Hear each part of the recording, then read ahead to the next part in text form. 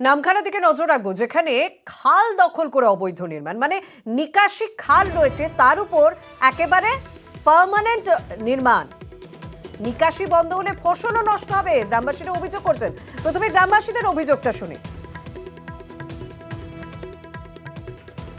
এখানে জল নিকাশি অবরোধ হয়ে গেছে, মানে ঘর করে যখন বসে গেল, মানে পিলার ফিলার দিয়ে করছে, তখনই একটা প্রতিবাদ এসেছিল, তখন পুলিশ এসে বন্ধ করে গেছিল। তারপরে কাদের মদতে আবার যে ঢালাই ফালাই দিয়ে আবার তৈরি হচ্ছে, এটা আমরা একটু বুঝতে পারলাম না।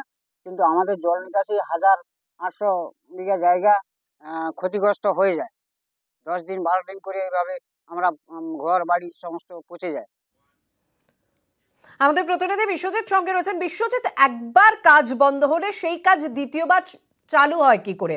আর এই যে নির্মাণ হয়ে যাচ্ছে, সত্যি তো এই জল যদি খালে গিয়ে না পৌঁছে, যদি জমিতে না যায়, তাহলে তো ফসল নষ্ট হবে। হ্যাঁ দেখো, একেবারেই দেখো, আমরাও কিন্তু সেই প্রশ্নের উত্তর খুঁজেছিলাম যে যে ব্যক্তি ওই নির্মাণটি করছিলেন তাকে একাধিকবার জিজ্ঞেস করা হয়েছে, তিনি কিন্তু কোনো মতেই আমাদের সামনে কথা বলতে চাননি। এবং এলাকার যে মানুষ তারাও যে অভিযোগটা করছেন যে ছিল একটা অস্থায়ী দোকান, সেটা কিভাবে রাতারাতি সেটা পাকা বাড়ি নির্মাণ করার চেষ্টা হচ্ছিল, এবং তার পিছনে কারা রয়েছে সেটা কিন্তু এমনি এলাকার মানুষরাও কিন্তু সেভাবে কিন্তু বলতে চায়নি। কিন্তু স্বাভাবিকভাবে বোঝাই যাচ্ছে যে পিছনে কেউ না কেউ তো রয়েছে, তারাই এই মদতটা দিচ্ছে।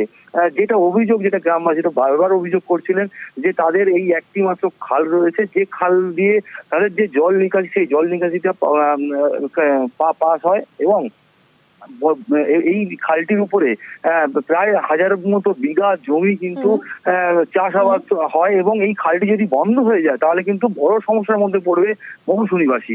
এবং সেই জায়গা থেকে দাঁড়িয়ে কিন্তু তারা অভিযোগ করেন, বিভিন্ন জায়গায় জানান।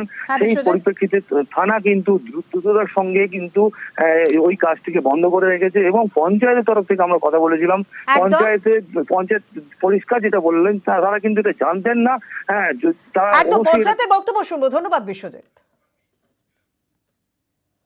আমার নজরে ছিল না, যখনই আমার নজরে আসে তখন সঙ্গে সঙ্গেই আমি প্রশাসন পাঠিয়ে বন্ধ করেছি। আগামী দিনে মৌসুমী গ্রাম পঞ্চায়েত সাধারণ মানুষের পাশে থাকবে, এবং আগামী দিনে এই অবৈধ কাজ যাতে না হয় তার জন্য আমি সর্বদা নজর দেব।